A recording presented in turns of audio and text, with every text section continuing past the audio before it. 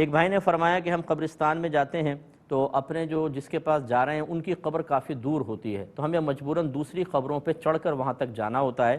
اور ایک جملہ انہوں نے لکھا کہ کیونکہ پھول ڈالنا بھی تو ضروری ہوتا ہے، تو اس لیے اب یہ جو چڑھ کر ہم جا رہے ہیں اس کی کیا شرعی حیثیت ہے؟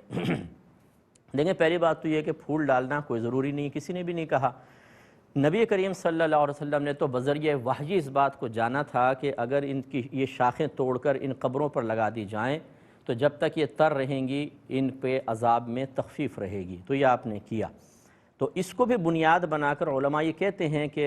اس سے یہ ظاہر ہوا کہ جب تک چیز تر رہتی ہے اللہ تبارک و تعالی کا ذکر کرتی ہے، اور وہ ذکر اصل میں باعث تخفیف عذاب بنا، تو اس لیے ایسی کوئی چیز ڈال دینا کہ جس سے مطلب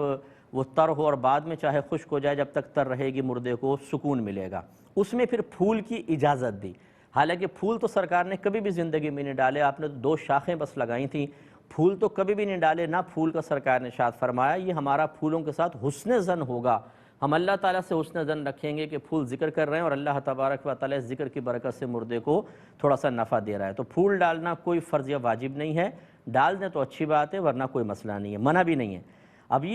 ایک یہ معلوم ہوا کہ یہ مباح ہے، اچھی نیت سے ہو تو مستحب ہے۔ مستحب کام کرنے کے لیے حرام کام کا ارتکاب قطعاً ناجائز ہوتا ہے، اور قبروں پہ چڑھنا حرام ہے۔ نبی کریم صلی اللہ علیہ وسلم نے قبر سے ٹیک لگانے کو بھی منع فرمایا، چاہے جائے کہ آپ پھلانگتے ہوئے اور چڑھتے ہوئے پھدکتے ہوئے وہاں پہنچنے کی کوشش کر رہے ہیں، تو اتنے مردوں کو تکلیف دے کر جائیں گے اور وہاں جا کر ایک کام آپ نے مباح یا مستحب ہی کرنا ہے، ان سب کا وبال آخرت میں ہوگا۔ نبی کریم صلی اللہ علیہ وسلم نے ایک شخص کو قبر سے ٹیک لگائے ہوئے دیکھا تو آپ نے فرمایا اے شخص، تو قبر والے کو اور قبر والا تجھے تکلیف نہ پہنچائے۔ شرع یہ لکھی ہے کہ اس کے ٹیک لگانے سے مردے کو اذیت ہوئی، اور اب وہ بروز قیامت اس کو سامنے کھڑا کر کے اس سے حساب کتاب لے گا تو اس کو اذیت ہوگی۔ اس لیے ان چیزوں سے اجتناب کریں، دین سیکھیں، اپنے پاس ایسی باتیں نہ کریں۔ یقینی سی بات ہے اپنے بچوں کو بھی جب آپ یہ جملے کہیں گے بیٹا پھول ڈالنا ضروری ہے، تو آپ نے اپنے بچوں کو غیر دین کو دین بنا کر پیش کیا، ایک ایسی چیز کی تعلیم دی کہ جس کی شریعت مطالبے نہیں کر رہے اور آپ نے ضروری قرار دے دیا۔ ضروری کا مطلب ہوتا ہے فرض یا واجب،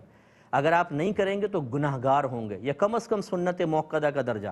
اور یہ تو ہے ہی نہیں، اور آپ مطلب کہہ رہے ہیں یہ تو اس کا مطلب ہے آپ نے دین بدل دیا، آپ نے غیر دین کو دین بنایا ہے، جس کو بدعت بھی بعض اوقات کہہ دیتے ہیں کہ آپ غیر دین کو دین بنائیں اور اس کو فرض یا واجب کا درجہ دے دیں، حالانکہ مباح یا مستحب ہو، تو یہ بھی ایک بہت بڑی بدعت ہے۔ اور کل بدعت ضلالہ، نبی کریم صلی اللہ علیہ وسلم نے فرمایا کہ ہر بدعت گمراہی ہے۔